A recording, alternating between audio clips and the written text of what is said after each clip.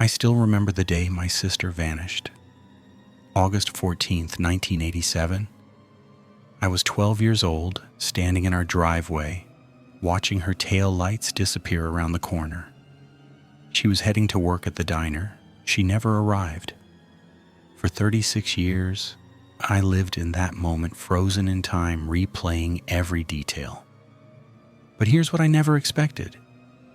The truth was hiding in plain sight the entire time, captured on a photograph that sat in someone's attic for decades.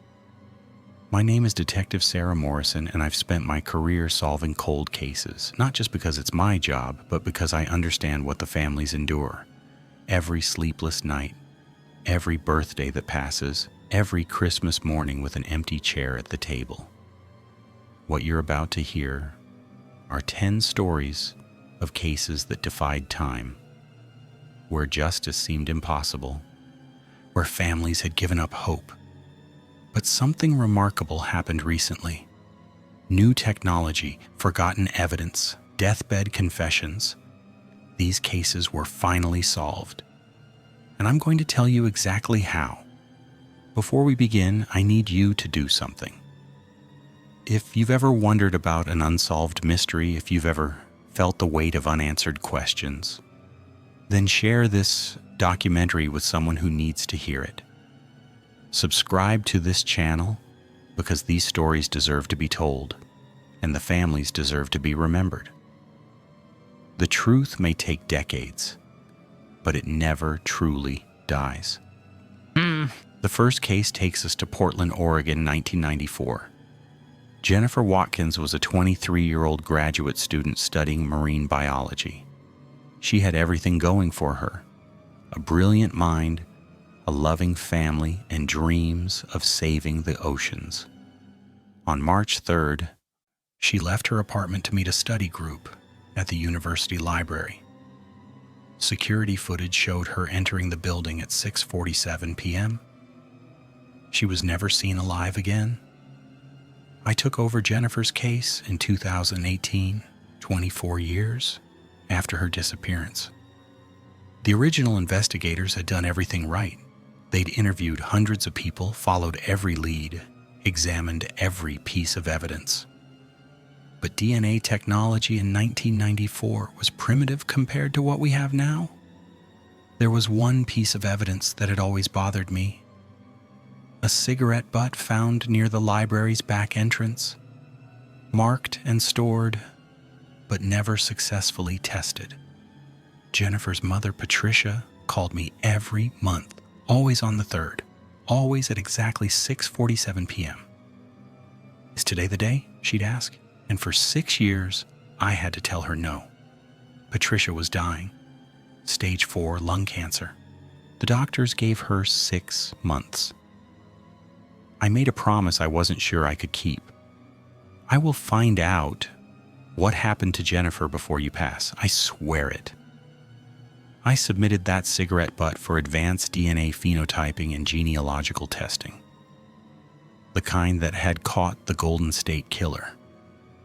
3 months later, we had a match. Not a direct match, but a familial one.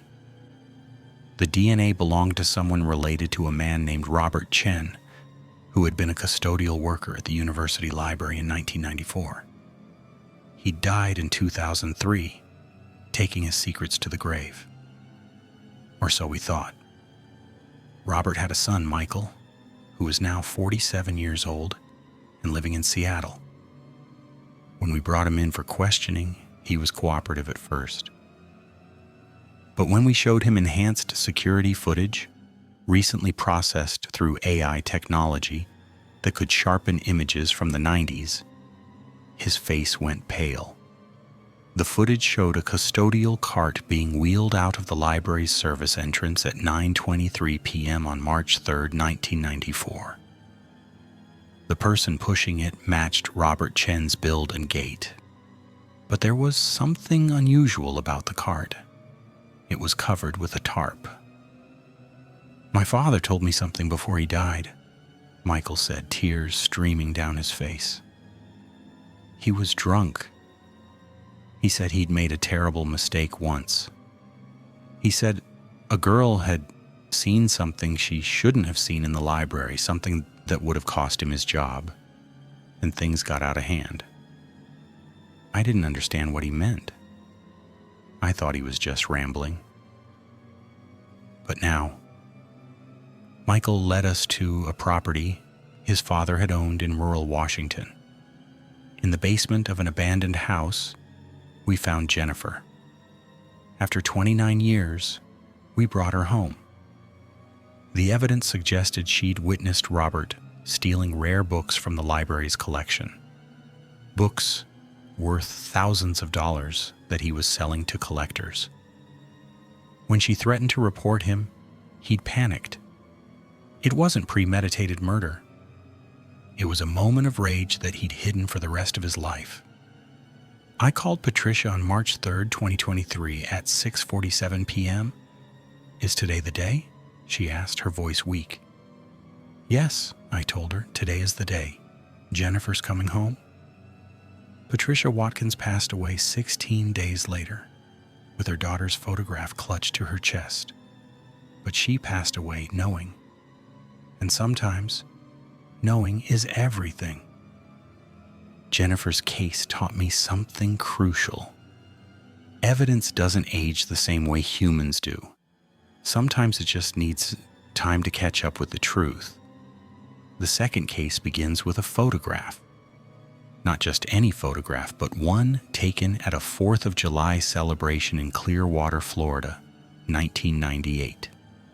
In the background, barely visible, was a white van with a distinctive dent in the rear panel. For 24 years, that photograph sat in someone's vacation album, completely overlooked, until it wasn't. 8-year-old Marcus Thompson disappeared on July 4th, 1998. He was at the town's Independence Day celebration with his father, Thomas, who had recently gotten custody after a difficult divorce. Thomas had stopped to buy Marcus a hot dog. He turned around for less than a minute and Marcus was gone. The entire town searched for 3 weeks. Divers searched the lake. Volunteers combed through forests. But Marcus had vanished. Thomas Thompson became a shell of himself. His ex-wife, Rachel, blamed him publicly and viciously. The community whispered. Some suspected Thomas himself, though he was cleared repeatedly. He lost his job, his home, his will to live. By 2010, Thomas was homeless, living in his car, consumed by grief and guilt. He died in 2016 of a heart attack, alone, still believing he'd failed his son. But here's what Thomas never knew. Marcus was alive. In 2022, a man named Marcus Sullivan walked into a police station in Denver, Colorado. He was 32 years old and had recently lost the woman he'd known as his mother. While going through her belongings, he found documents that didn't make sense. Birth certificates with different names. Newspaper clippings about a missing boy who looked exactly like his childhood photos. I flew to Denver to meet Marcus. He was tall, articulate, and devastated. "I need to know who I am," he told me. We ran DNA tests against samples taken from Thomas Thompson's personal effects. The match was conclusive. Marcus Thompson and Marcus Sullivan were the same person. But the woman who'd raised him, Diane Sullivan, had died, taking the full story with her. Or had she? Going through Diane's storage unit, we found journals, detailed journals. Diane had been at that 4th of July celebration in 1998. She'd lost her own son 3 months earlier to leukemia. She was mentally unraveling, consumed by grief. When she saw Marcus standing alone, crying for his father, something inside her broke. She told him his father had sent her to pick him up. She drove him to Colorado, dyed his hair, changed his name, and raised him as her own. Here's the truly haunting part.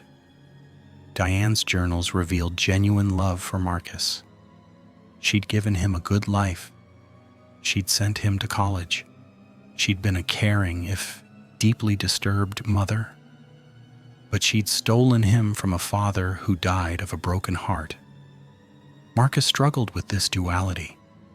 How do you mourn the only mother you've ever known while confronting the fact that she destroyed your biological father's life? How do you grieve for a father you don't remember? I watched Marcus grapple with these questions, and I found myself asking, can love ever justify such a devastating theft? Then came the photograph.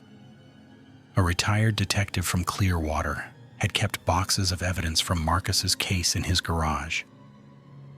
Among them was a notice asking anyone with photographs from that July 4th celebration to come forward.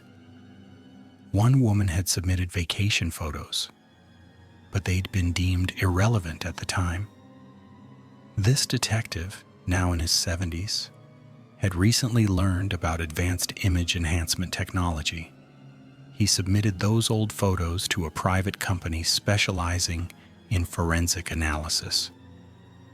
The enhanced images clearly showed the white van with the distinctive dent.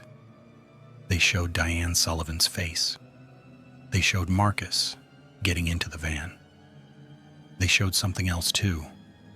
Thomas Thompson in the background, frantically searching, his face contorted in anguish.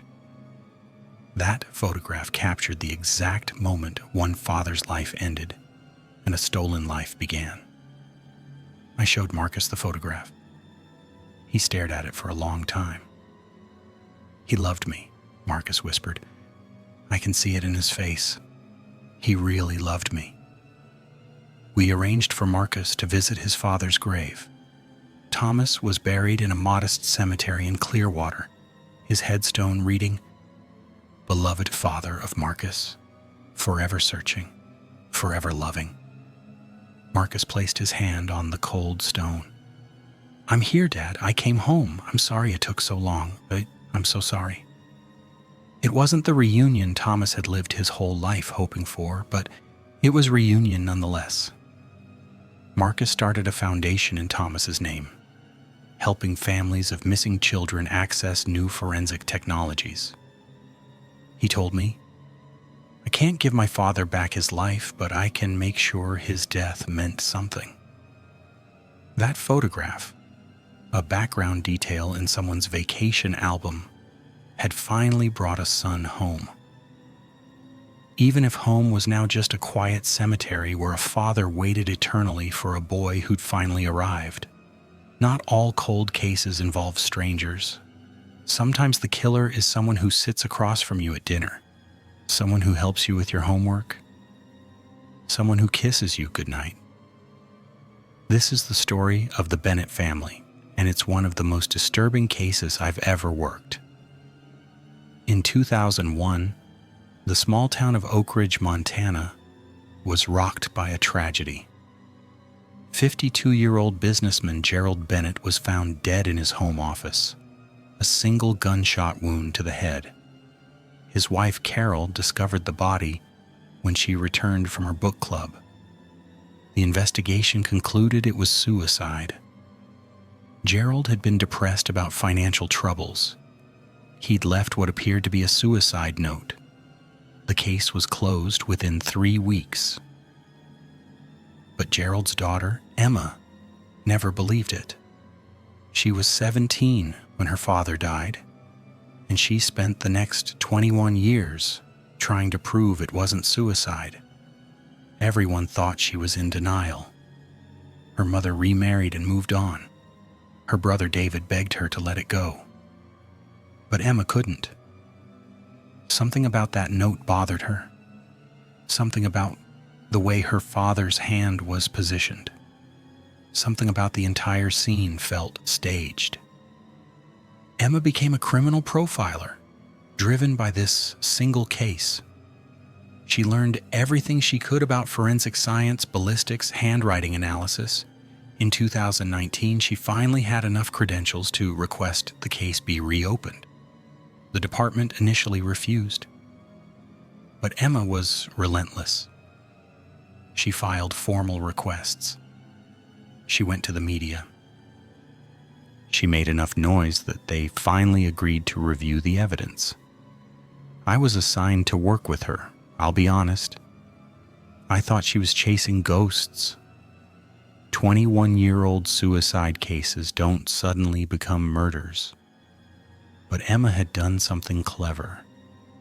She'd tracked down the original suicide note and had it analyzed by a forensic linguist, someone who studies language patterns. The linguist found something remarkable. The note contained phrases Gerald never used. Moreover, the writing style suggested the author was actually trying to mimic Gerald's voice rather than naturally expressing thoughts. We reopened the case. The original suicide note had been photographed, but then returned to the family. Carol had kept it in a safety deposit box.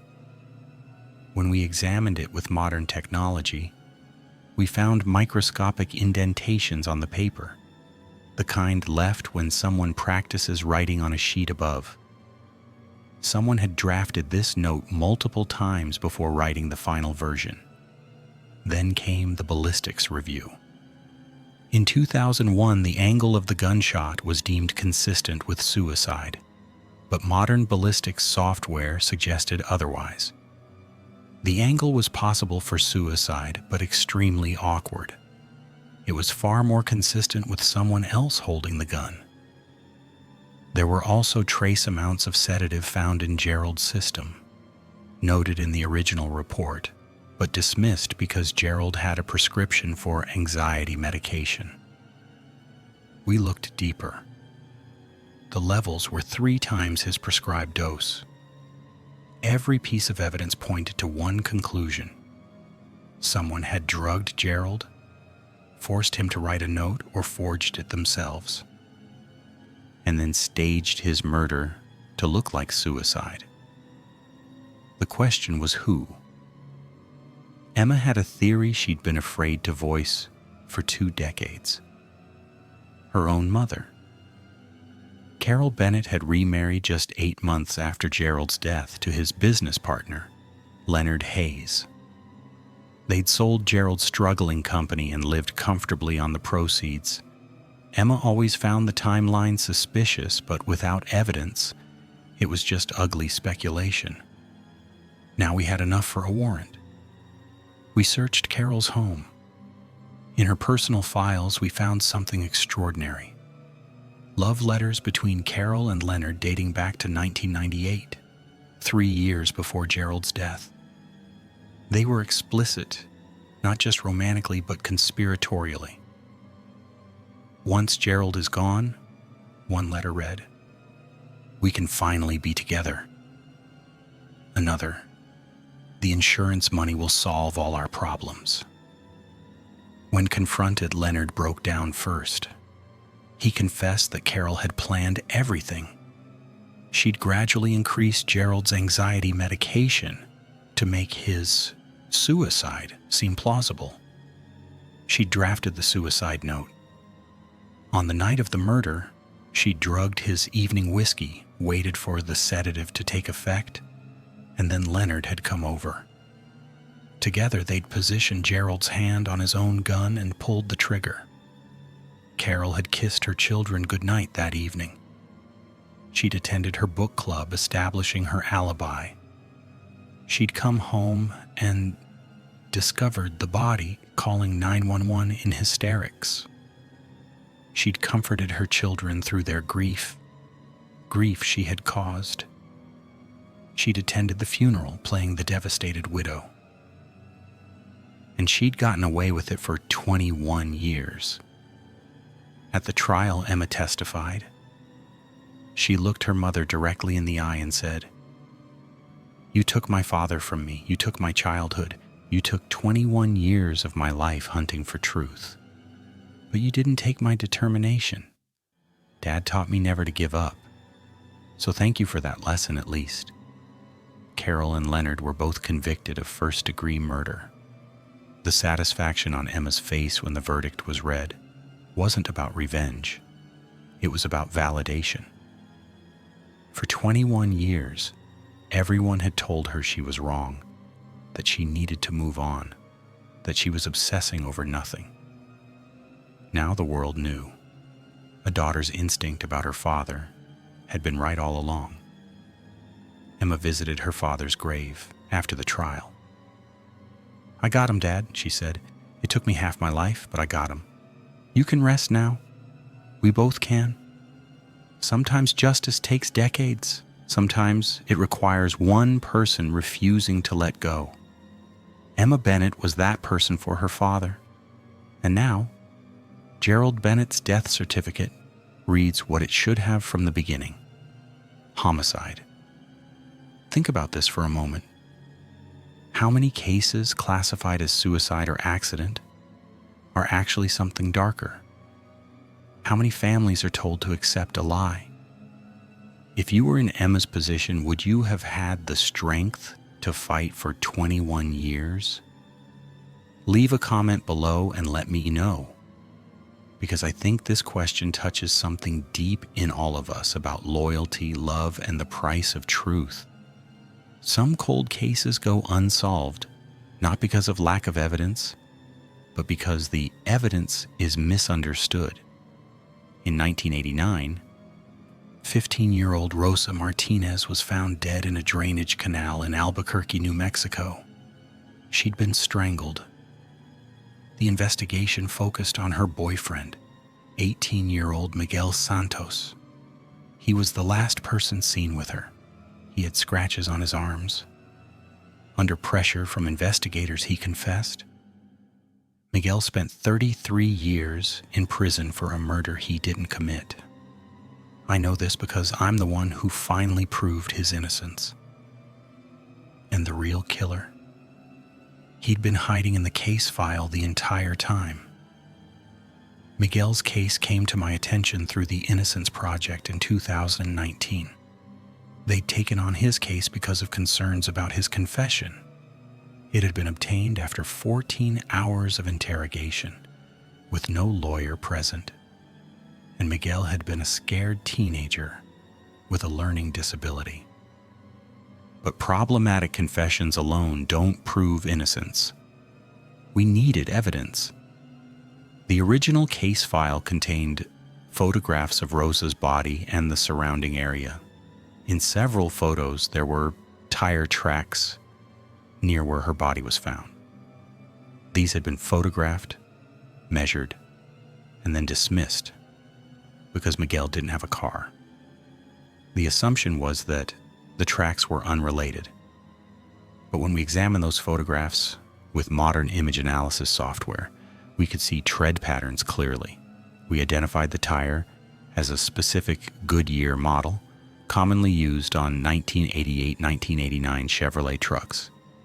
More importantly, the tread showed a distinctive wear pattern and a small cut on the outer edge. This wasn't just any truck with these tires. This was a specific truck. We cross-referenced vehicle registrations from 1989 with people connected to the case. One name appeared: Daniel Cortez, a 24-year-old maintenance worker at Rosa's school, who'd been briefly questioned and cleared.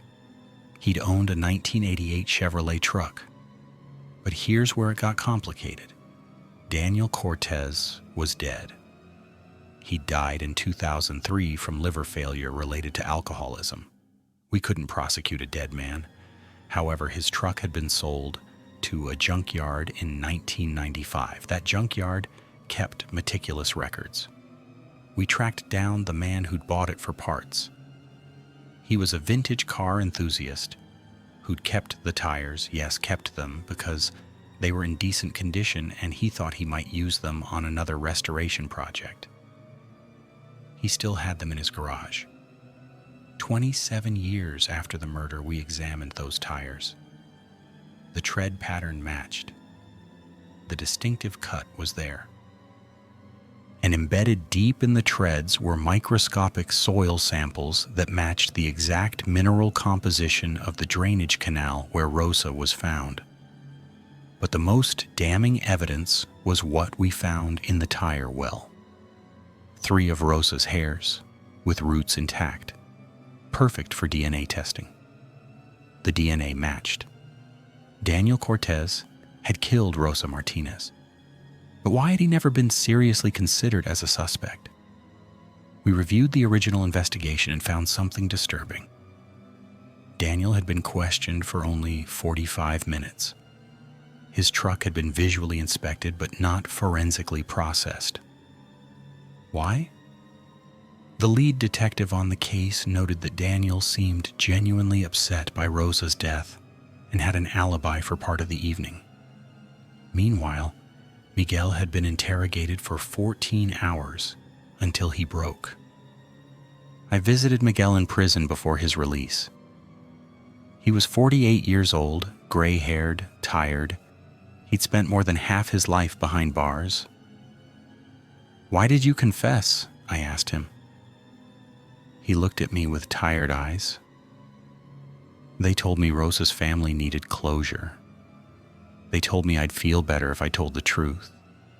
They told me so many things after so many hours that I started to believe maybe I'd done it and just couldn't remember.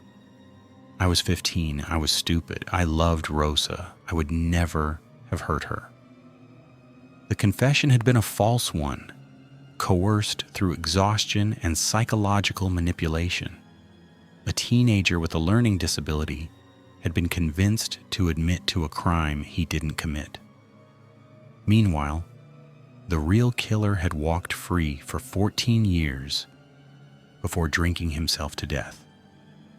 Miguel was exonerated in December 2022. He walked out of prison just before Christmas, 33 years after walking in. Rosa's family was there. Her mother, now in her 70s, approached Miguel. Everyone tensed, unsure what would happen. She took his hands in hers. "I'm sorry," she said. "I'm so sorry we believed you did this. I'm sorry for the years you lost." Miguel wept. Rosa's mother wept. There wasn't a dry eye among the assembled crowd. Miguel received a settlement from the state. Financial compensation that could never truly compensate for 33 years of stolen life. He used part of it to establish a scholarship in Rosa's name for students with learning disabilities. "Rosa was kind to me when others weren't," he said at the scholarship announcement. "She saw past my difficulties to who I really was. I want to honor that." As for Daniel Cortez, we investigated his background further. We discovered he'd been fired from 2 previous jobs for inappropriate behavior toward young female students. Red flags had been there, but no one had looked closely enough. The investigators had been so convinced Miguel was guilty that they'd stopped looking for alternatives. Miguel's case taught me something essential. The most obvious suspect isn't always the guilty one.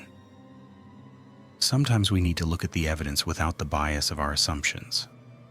Those tire tracks had been in the file for 33 years, waiting for someone to truly see them. Sometimes justice isn't blind. Sometimes it's just not paying attention. The 5th case takes us underwater, literally. In 1976, 22-year-old newlyweds Brian and Stephanie Chen went missing during their honeymoon trip through Northern California. Their rental car was found abandoned near Lake Sonoma, personal belongings still inside, but no sign of the couple. For 46 years, their families held out hope, then grief, then finally a kind of numb acceptance that they'd never know what happened. Until a drought in 2022 lowered Lake Sonoma's water level by 60 feet and revealed a 1976 Plymouth Duster at the bottom, with 2 bodies inside. I was called in because this wasn't just about identifying the bodies. We needed to determine if this was an accident or something more sinister. The Chen's families deserved to know. Brian's mother was 93 years old and in failing health. Stephanie's father had passed away, but her sister Linda had been searching for answers her entire adult life. The car's position was strange. It was 200 feet from the shore, far beyond where an accidental drive-off would typically land. Moreover, it was near an old boat ramp that had been closed in 1978 and was barely used, even when it was open. The windows were all closed.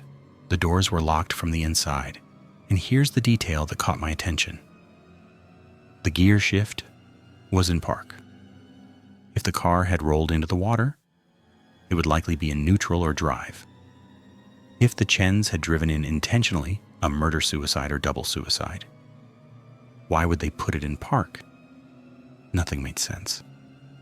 We pulled the car from the lake with extreme care, preserving every detail. Inside, we found the skeletal remains of Brian and Stephanie, still in the front seats, their seatbelts fastened.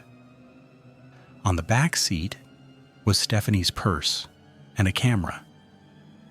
That camera changed everything.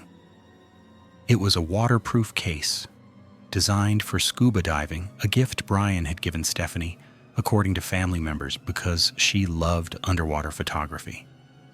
The case had protected the camera for 46 years.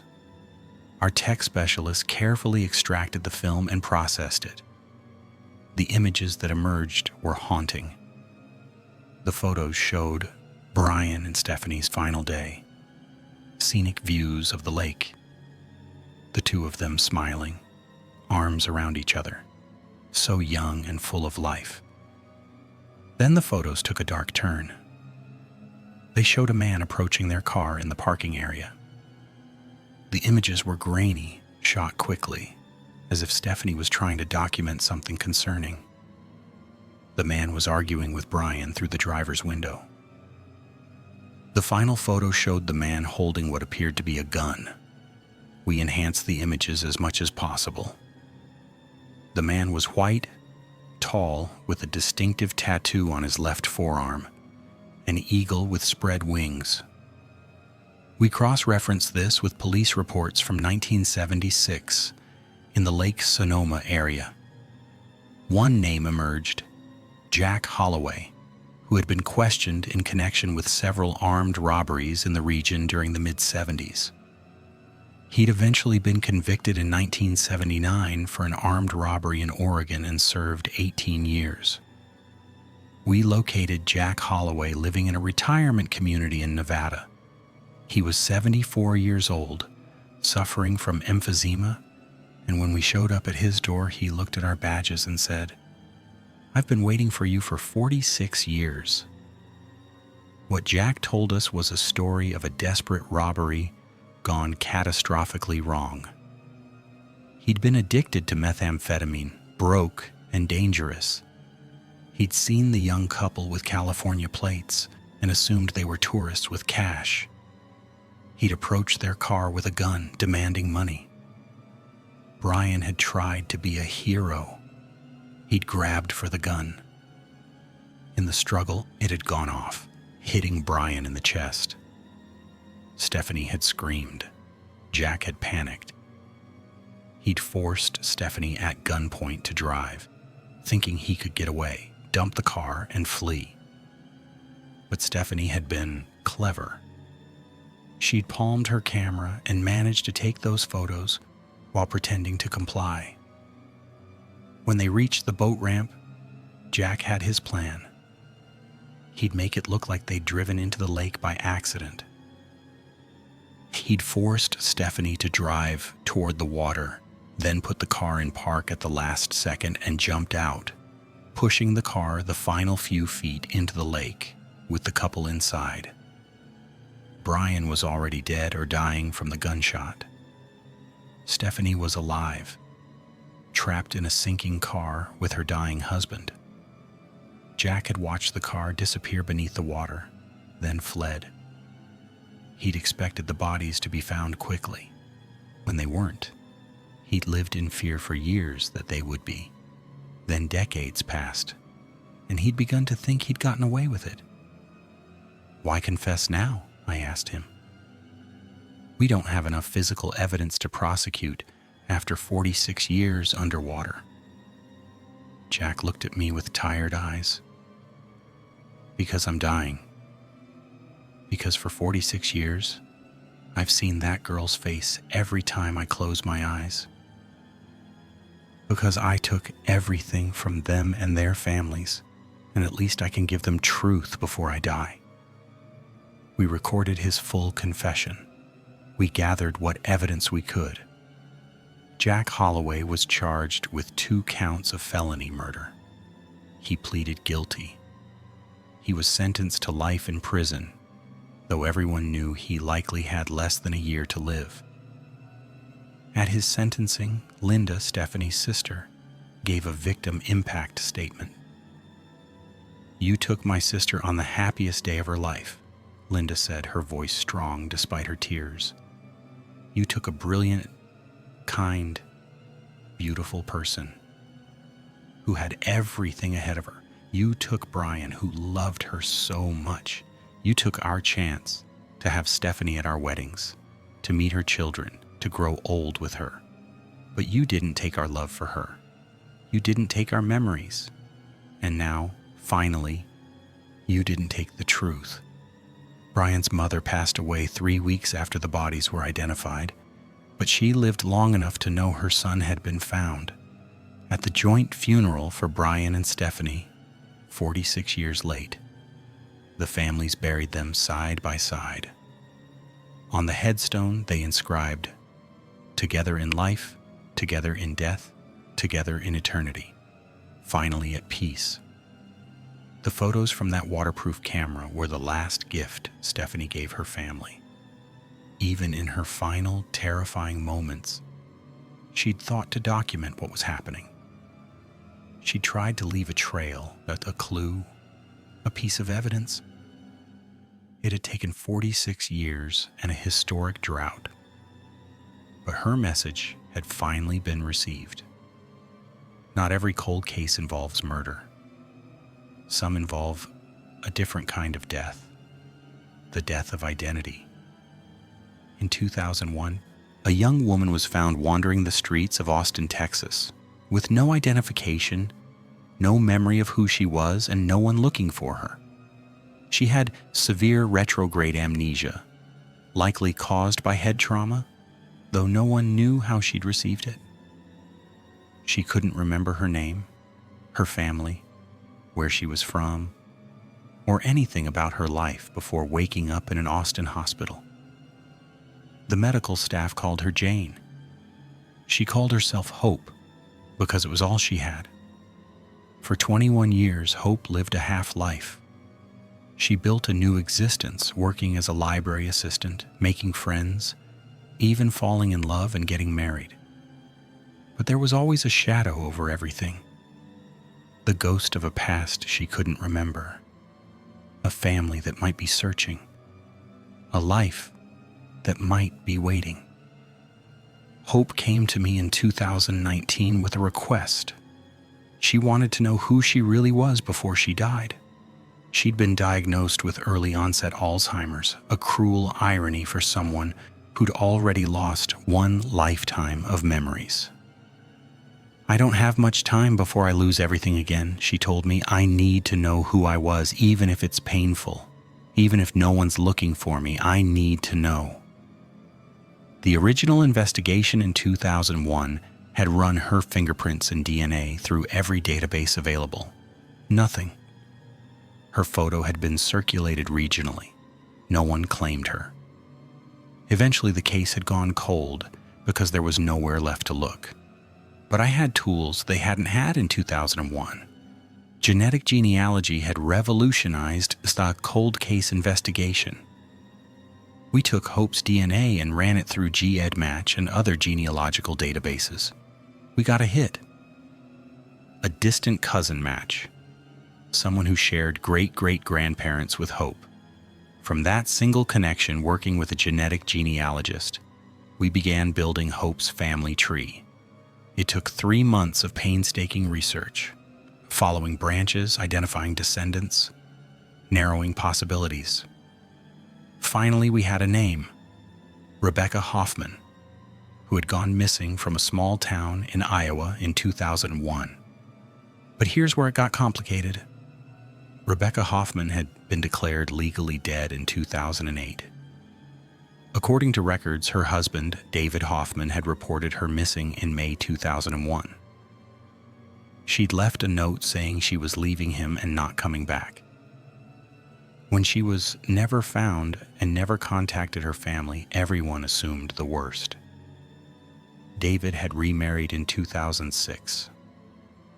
I contacted the local police in Iowa and requested the original missing person file. What I found disturbed me. Rebecca had been to the emergency room twice in the 6 months before her disappearance, once for a broken wrist, once for bruised ribs. Both times she'd claimed they were accidents. Friends reported that David was controlling and jealous. But Rebecca had left a note, and adults are allowed to disappear if they choose to. The case had never been treated as suspicious. I showed Hope, Rebecca, the photographs from the missing person file. She stared at them for a long time. "I don't recognize her," she whispered. "I don't recognize my own face." But her daughter might. Rebecca had a daughter, Emily, who had been 4 years old when her mother disappeared. Emily was now 24, raised by David and his new wife. This was delicate territory. We needed to confirm identity through DNA before making any contact. We obtained a sample from Rebecca's mother, who was still alive and living in a nursing home in Iowa. The DNA match was conclusive. Hope was Rebecca Hoffman. But should we tell her family? Did they have a right to know? Did Rebecca have a right to remain Hope if she chose? I let Rebecca decide. She thought about it for 2 weeks. Finally, she said, "I need to know why I left. I need to know what happened to me and my daughter, Emily. She deserves to know her mother didn't choose to abandon her." We contacted Emily through a victim's advocate, preparing her carefully for what she was about to learn. The reunion was arranged at a neutral location with therapists present. Emily walked into the room and saw Rebecca. Neither of them spoke for a long moment. Then Emily said, "You have the same eyes as me. I always wondered where I got my eyes." Rebecca started to cry. "I'm sorry I don't remember you. I'm sorry I missed your life. I'm so sorry." Emily crossed the room and hugged her. "You're here now. That's what matters." Over the following weeks, we pieced together what had happened. With Rebecca's permission, we confronted David Hoffman with the news that his supposedly dead wife was alive. His reaction told us everything we needed to know. He became agitated, defensive, and angry. "She left," he insisted. "She wanted to leave.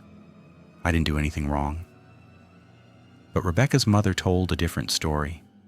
She'd been suspicious of that suicide note from the beginning. It didn't sound like her daughter. Moreover, Rebecca had been planning to take Emily and leave David. She'd confided in her mother about the abuse. She'd been scared, but determined. Then suddenly she was gone, and there was a note that seemed designed to stop people from looking too hard. We investigated David's movements in May 2001. He'd taken a business trip to Texas, to Austin specifically, right around the time Rebecca disappeared. We obtained his old credit card records. He'd purchased duct tape, rope, and gasoline at a hardware store in Austin. He'd stayed at a motel on the outskirts of town for 2 nights. Then he'd driven back to Iowa alone. Here's what we believe happened.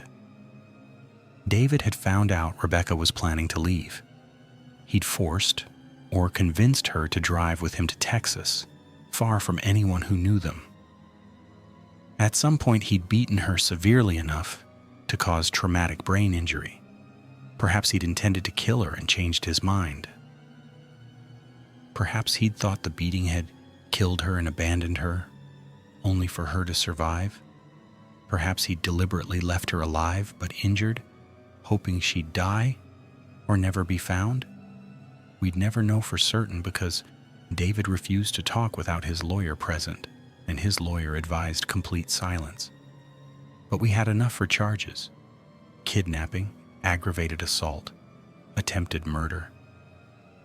David Hoffman was arrested 21 years after his crimes. At his trial, Rebecca testified. She couldn't remember what he'd done to her, but she testified about what he'd taken. 21 years with her daughter, her mother, her identity, her life. Emily testified too about growing up believing her mother hadn't loved her enough to stay. David Hoffman was convicted.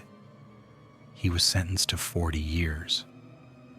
As he was led away, Rebecca called out to him, "I won't remember you soon. The Alzheimer's will take that. But Emily will remember.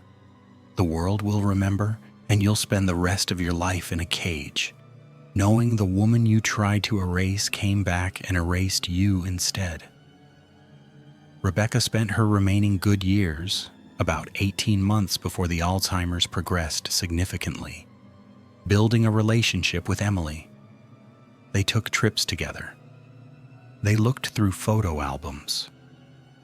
Emily told her mother stories about her childhood, giving Rebecca shadows of the memories she couldn't access herself. When Rebecca's memory began to truly fail, Emily was there, holding her hand, being the mother to her mother that Rebecca hadn't been able to be for her. Rebecca passed away in 2023 in Emily's home, with her daughter by her side. She didn't remember much at the end, but she knew she was loved. She knew she was hope, and she knew she was Rebecca, and she knew that somehow, impossibly, she'd gotten to come home before the end. Sometimes that's the best justice we can hope for. Not revenge, but reunion. Not punishment for the guilty, but restoration for the innocent. Some cold cases go unsolved because the killer is someone everyone trusts, someone with a badge. In 1992, 17-year-old Tanya Freeman was found dead in an alley in Detroit, Michigan. She'd been sexually assaulted and strangled. The investigation went nowhere. Tanya was a black teenager from a poor neighborhood, and in 1992, cases like hers often didn't receive the resources they deserved. Her mother, Gloria Freeman, spent 30 years fighting for justice that seemed like it would never come. I took on Tanya's case in 2018 as part of a special unit reviewing unsolved crimes from the 80s and 90s. The original case file was thin. Interviews with a few neighbors, no suspects, no arrests, no forensic evidence preserved. Or so we thought. During the case file review, I found a reference to a rape kit that had been collected. According to the original investigator's notes, it had been sent to the state lab for processing. But there was no follow-up, no results, nothing. I contacted the state forensic lab. They had a backlog of untested rape kits from the 80s and 90s. Over 11,000 of them sitting in storage, representing 11,000 victims who'd never gotten justice. Tanya's kit was among them. In 2019, we finally tested it. We got a full DNA profile of Tanya's attacker. We ran it through CODIS, the National DNA Database, and we got a match. The DNA belonged to Officer James Rourke, who had been a Detroit police officer from 1988 until his retirement in 2015. He'd had a long, decorated career. He'd received commendations for bravery. He'd been a mentor to younger officers. And according to the case file, he'd been one of the first responders to Tanya Freeman's murder scene in 1992. The implications were staggering. a police officer had sexually assaulted and murdered a teenage girl, then participated in the investigation of his own crime. He'd walked the scene. He'd spoken to witnesses. He'd had access to evidence. He could have easily ensured that certain leads were never followed, that certain evidence was never properly processed, that the case quietly went cold. And that's exactly what had happened. When we arrested James Rourke in 2020, he was 68 years old, living in a comfortable retirement in Florida. His wife was shocked. His children refused to believe it. His former colleagues were in denial. "Not Jim," they said. "Jim was a good cop. There must be a mistake." But DNA doesn't lie. We had his DNA inside Tanya's body. We had it on her clothing. We had it under her fingernails where she'd fought him. During the investigation into Rourke's past, we made more disturbing discoveries. We cross-referenced unsolved sexual assaults and murders in areas where Rourke had worked during his 30-year career. We found patterns. Young women, mostly women of color, mostly from poor neighborhoods, mostly cases that had gone cold. We identified at least 4 other murders that bore striking similarities to Tanya's. We exhumed evidence. We tested it. We found Rourke's DNA in 3 of the 4 cases. James Rourke wasn't just a murderer. He was a serial killer who'd hidden behind a badge for 3 decades. He'd used his position of authority to access victims, to manipulate investigations, to ensure he was never caught. And he'd almost gotten away with it. If not for the backlog testing initiative, if not for the preservation of that rape kit, if not for Gloria Freeman's refusal to let her daughter be forgotten, he would have lived out his days in peaceful retirement while his victims remained nameless files in storage. At Rourke's trial, Gloria Freeman testified. She was 68 years old, the same age as the man who'd killed her daughter. "You took my baby," she said, looking directly at him. "You took her life. You took her future. You took my grandbabies that will never be born. You took 30 years of my life that I spent fighting for answers you had the whole time. You were supposed to protect people. You were supposed to serve justice. Instead, you put on a uniform and you became the monster we needed protection from." Rourke never showed remorse. He never confessed. He maintained his innocence despite overwhelming DNA evidence. He was convicted of 5 counts of first-degree murder and sentenced to 5 consecutive life sentences. He'll die in prison. That's a certainty. What's less certain is how many other victims there were, how many other cases went unsolved, because Officer Rourke was there to make sure they stayed that way. After Rourke's conviction, the Detroit Police Department launched a comprehensive review of every case he'd ever worked.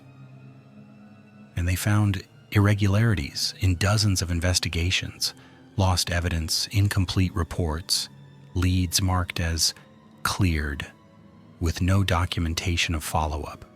The department issued a formal apology to the families of Tanya Freeman and the other identified victims. They implemented new policies about evidence handling and case supervision. But apologies and policies don't bring back the dead. Gloria Freeman died in 2022, 2 years after Rourke's conviction. At her funeral, her family displayed a photograph of Gloria and Tanya together, both smiling, taken just days before Tanya's murder.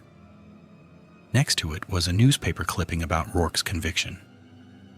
Gloria's sister told me, "She waited 30 years for this. She died knowing the man who killed her baby was finally where he belonged. It doesn't fix what was broken, but it's something. It had to be enough because it's all she was going to get." Tanya's case taught me something dark about cold cases. Sometimes they stay cold because someone with power wants them that way. Sometimes the barrier to justice isn't lack of evidence or witnesses.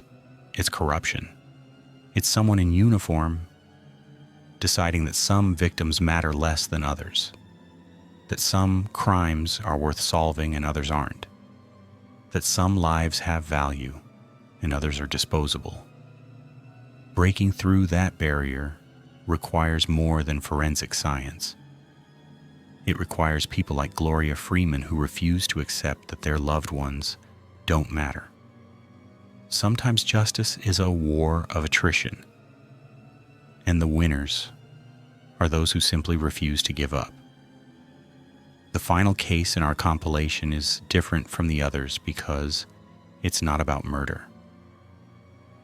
It's about loss of a different kind, the loss of truth, of family, of identity, and it's the case that brought me full circle to where I started. My sister's disappearance in 1987. I told you at the beginning that my sister Catherine vanished when I was 12 years old. For 36 years, I lived with not knowing.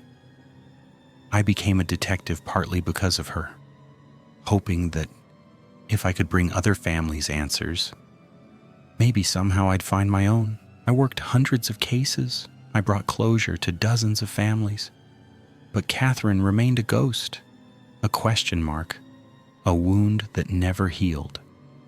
In 2023, I was preparing to retire. I'm 60 now. I'd given my career to seeking truth for others. I'd made peace, or tried to, with the fact that I might never know what happened to my sister. Then I received a message through the department's cold case tip line. It was anonymous. It read, "The answer to Catherine Morrison is in the photograph at Riverside Diner, August 1987. Look closer." Riverside Diner was where Catherine had worked, where she'd been heading the day she disappeared. The diner had closed in 1995, demolished in 2003. What photograph was this person talking about? I contacted the Historical Society in our town. They had an archive of local businesses. In a box marked Riverside Diner, I found dozens of photographs. Staff pictures, customer photos, images of the diner's anniversary celebration in 1987. I went through each photograph with a magnifying glass, then scanned them and used digital enhancement. In one photograph taken at the diner's 30th anniversary celebration on August 10th, in 1987, 4 days before Catherine disappeared, I found something I'd never noticed before. In the background, barely visible through the diner's window, was a man sitting in a car, watching the celebration. The angle and quality of the original photograph made him almost invisible, but enhanced. I could make out features. I could see what he was holding. A camera pointed at the diner, pointed at Catherine. I enhanced the image further. The car had a visible license plate. I ran the plate number through historical records. It came back to a man named Robert Finch, who'd lived 2 towns over from us in 1987. I looked up Robert Finch's current status. He died in 2019, dead end, except Robert Finch had a son, Christopher, who was alive and living in Oregon. I flew to Oregon. Christopher Finch was 52 years old, a software engineer, married with 3 kids. When I showed up at his door and identified myself, he looked at my badge and sighed. "It's about my father, isn't it?" he said. "I've been waiting for someone to come asking questions since he died." Christopher invited me in. He told me a story about growing up with a father he'd always known was wrong somehow. Robert Finch had been obsessed with documenting people, particularly young women. He'd drive around taking photographs. He'd keep detailed logs. Christopher had found boxes of photographs after his father's death, thousands of them, organized by date and location. He'd recognized that his father's behavior was predatory, but nothing in the photographs was explicitly illegal. They were taken in public spaces, through windows, at events. Christopher had been disturbed but didn't know what to do. "Then I found another box," Christopher said, "a locked box hidden in the attic. When I opened it after Dad died, I found photographs that were different. Women who looked drugged or unconscious. Women in what looked like a basement. I realized my father wasn't just a creepy photographer, he was a predator, maybe worse." Christopher had been afraid of what it meant about his father, afraid of what it meant about his own genetics, his own identity, afraid of the legal implications, the publicity, the destruction of his family's reputation. So he'd kept the box hidden until he saw a documentary about cold cases being solved, and something broke inside him. He couldn't carry the secret anymore. He'd sent me the anonymous tip, hoping I'd be able to trace it back without him having to directly turn in his own father. Christopher showed me the box. Inside were hundreds of photographs of at least 20 different women. And among them, I found Catherine. She was in what looked like a basement, unconscious, her diner uniform torn. There were multiple photographs of her. And then no more. The implications were clear and devastating. "I think there are bodies," Christopher whispered. "I think my father killed these women, and I think I know where they are." He showed me his father's journals, decades of meticulous notes. Robert Finch had owned a cabin in rural Montana, a remote property he'd sold in 1995. In his journal entries from the late 80s and early 90s, he'd written cryptic notes about the garden at the cabin and putting things to rest. We obtained a warrant. We traveled to Montana, and the cabin had been rebuilt by the current owners, but the property was the same. We brought ground-penetrating radar. We brought cadaver dogs, and we found them buried in what had once been a garden behind the cabin. We found the remains of 8 women. Catherine was among them. DNA confirmed her identity. After 36 years, my sister came home. We held a funeral. I buried her next to our parents, who'd both passed away, still not knowing what had happened to their daughter. I stood at the grave, and I finally said the words I'd needed to say for 36 years. "I found you. I never stopped looking, and I found you." The other 7 women were identified through DNA and dental records. All had been reported missing between 1985 and 1994. All had been young, working-class women. All had disappeared without a trace. Robert Finch had hunted them, documented them, taken them, and killed them. Then he'd lived another 25 years as a seemingly normal man before dying of natural causes, his secrets buried with his victims. Christopher Finch cooperated fully with the investigation. He provided all his father's photographs, journals, and possessions.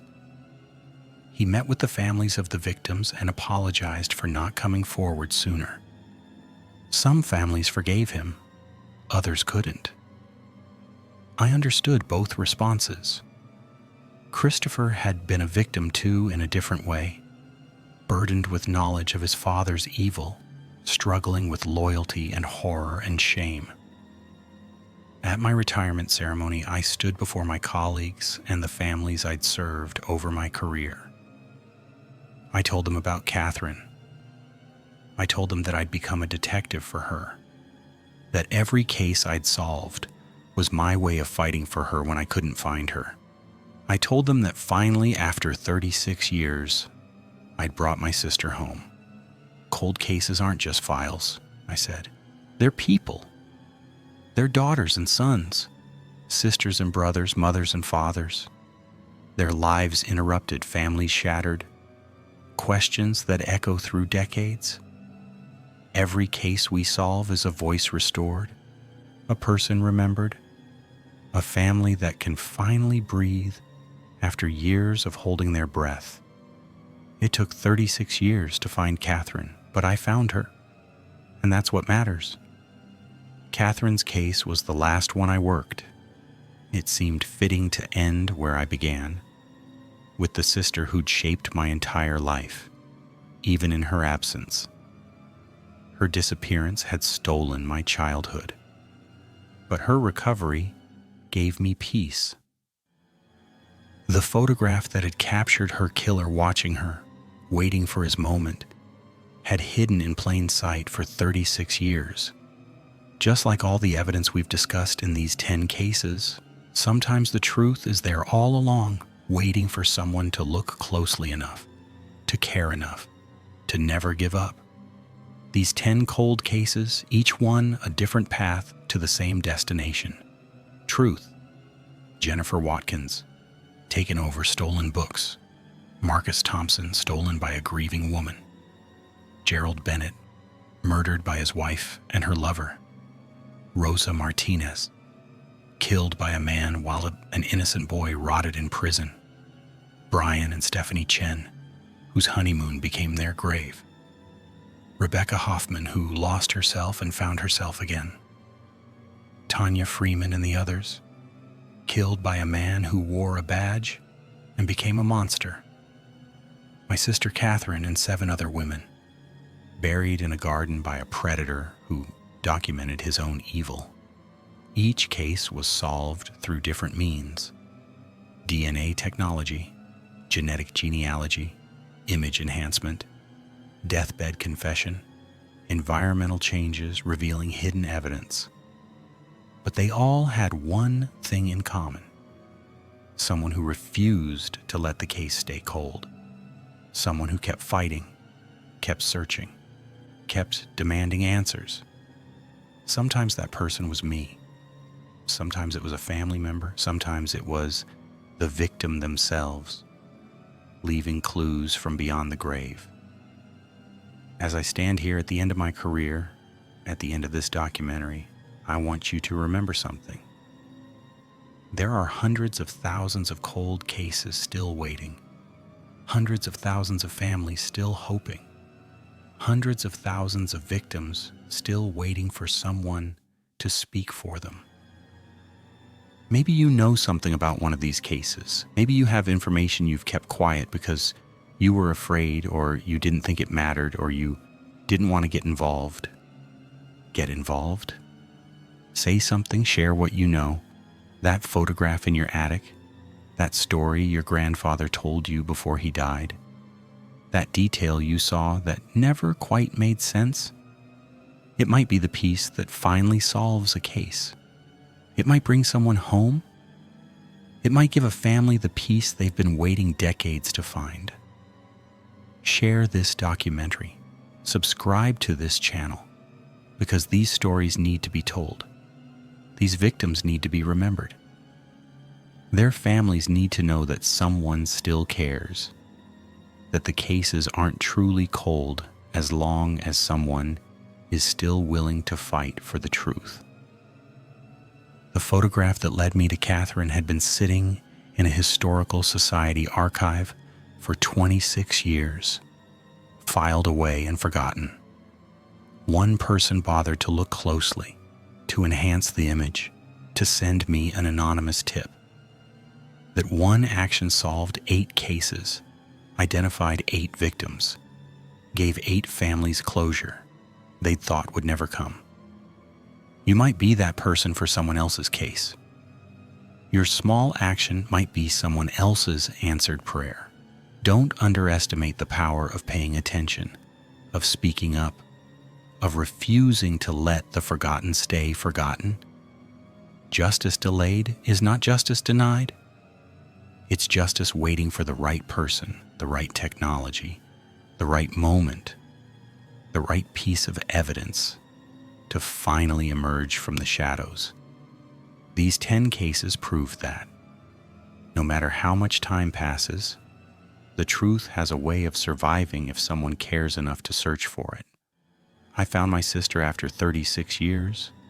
Emma Bennett proved her father was murdered after 21 years.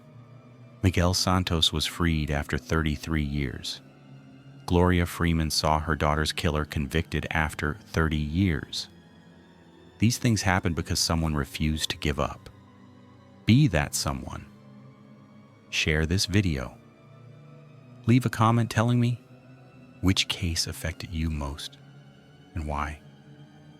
Your engagement keeps these stories alive. Your attention honors these victims. Your shares might reach someone who has information about a cold case, someone who's been waiting for a sign that it's finally safe to come forward. Cold cases are only cold until someone makes them hot again, until someone shines a light into the darkness, until someone refuses to let time bury the truth. These 10 cases were frozen in time, waiting. Now they're solved. Now they're stories of resolution, reunion, justice, and peace. Make sure you're subscribed because there are more stories to tell, more cases to solve, more families waiting for the closure these 10 families finally received. The truth may take decades, but it never truly dies. And neither does hope. Never does hope. My name is Detective Sarah Morrison. Thank you for watching, for caring, for remembering. For these victims, for these families, for everyone still waiting. Thank you for not letting them be forgotten.